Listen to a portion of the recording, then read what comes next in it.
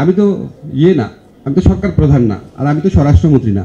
কাকে গ্রেফতার করা হয়নি, কাকে গ্রেফতার করা হচ্ছে না, এটা প্লিজ স্বরাষ্ট্র মন্ত্রণালয় একজন স্বরাষ্ট্রমন্ত্রী আছেন, তিনি অভিযোগ করেছেন যে এখন পর্যন্ত ওয়ারেন্ট জারি হচ্ছে। জি, অ্যারেস্ট ওয়ারেন্ট আদালত জারি করেছে। আচ্ছা, এটা আদালত যদি জারি করে থাকে আমরা দেখবো অবশ্যই।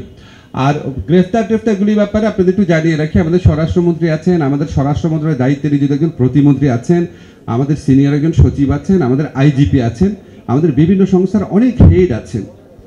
ঠিক আছে, কনসার্ন মিনিস্ট্রিকে কনসার্ন বিষয়টা প্রশ্ন করলে সুবিধা হয়। আমি একটু আমার মূল বক্তব্যে আসি। আমি তাজুলের সাথে যখন কথা হয়, তাজুলকে আমি সবসময় বলি, তাজুল আমাদের মূল দায়িত্ব, আমি মনে করি আমাদের মূল দায়িত্ব হচ্ছে তিনটা: বিচার, সংস্কার, নির্বাচন।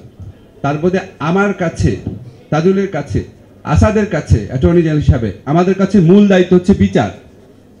আমরা বিচার করতে বদ্ধপরিকর এবং এটা আমরা কতটা গুরুত্ব দিয়ে বিচার কার্য করার চেষ্টা করছি এটা আপনারা দেখবেন। কত দ্রুত সময়ে আমরা এই ট্রাইব্যুনালটা পুনর্গঠন করেছি। সব কিছু, বিচারক, প্রসিকিউশন, ইনভেস্টিগেশন, সব কিছু। এমনকি ভবন ছিল না, এই ভবনের নির্মাণ কাজ দ্রুত করার জন্য আমি এবং পূর্ত উপদেষ্টা 4 বার সশরীরে গিয়েছি ওখানে।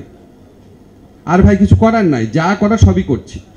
সেকেন্ড, যে আমি মনে করি এই সরকারের আমলে শুধু একটা গণহত্যা বা একটা আপনার মানবতা বিরোধী অপরাধ হয় নাই, জুলাই অগাস্টকালে হয়েছে, কিন্তু এই সরকার আমলে কমপক্ষে 4টা বড় ধরনের মানবতা বিরোধী অপরাধের ঘটনা ঘটেছে।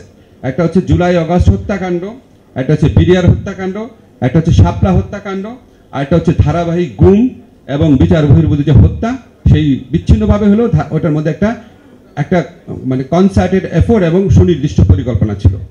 আমি আপনাদের বলতে চাই, আমাদের সরকার যতদিনই আছে এই 4টা বড় ধরনের গণহত্যা বিচারের জন্য যত রকম প্রচেষ্টা দরকার আমরা অবশ্যই গ্রহণ করব। বিশেষ করে জুলাই গণহত্যার যে বিচারটা যেটা আমরা শুরু করেছি, তাজুল কারেক্টলি বলেছে, এটা আমরা বদ্ধপরিকর এবং আমরা আশা করছি এই বিচার, এখানে দেখলাম প্রস্তাবনা বলা হচ্ছে সামনের বছর বিজয় দিবসের আগে এই বিচার অন্তত বিচারিক আদালতে সম্পন্ন হবে। আমরা আগামী বিজয় দিবস গণহত্যাকারীদের শাস্তির রায় সেলিব্রেশনও করব এবং অন্যান্য সাকসেস উদযাপন করতে পারবো আশা করছি।